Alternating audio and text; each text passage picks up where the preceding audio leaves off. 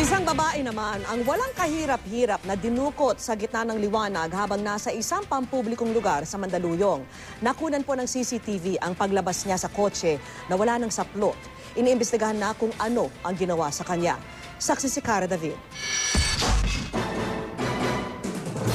Hawak ang kanyang mga damit, walang saplot na lumabas ang babaeng ito mula sa Toyota Camry na dumaan sa kanto ng Maria Clara at Sergeant Bumatay Street sa Mandaluyong. Agad siyang sinaklolohan ng security guard na nagdala sa kanya sa barangay outpost.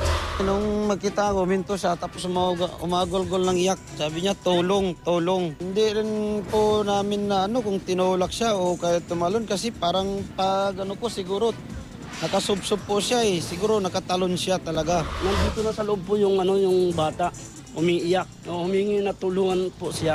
Bahagyang tumigil pa sa kurbada ang umalis na sasakyan para isara ang pintuan. Pakilala raw ng babae sa mga saksi, 17 anyos siya at nagtatrabaho sa isang kainan sa Mandaluyong. Kwento raw ng biktima sa kanila, naghihintay raw siya ng sasakyan sa Martinez Street alas 6 ng umaga nitong Sabado. Nang hintuan siya ng isang sasakyang minamaneho ng isang tila dayuhan para magpasama papunta sa isang remittance center. May kukunin daw pong pera. Okay. Ayun lang po. Tapos, hinatak daw po siya doon papasok sa loob ng kotse. Sa pakikipag-usap ng barangay official sa biktima, nalaman nilang nagpaikot-ikot daw ang kotse sa Mandaluyong.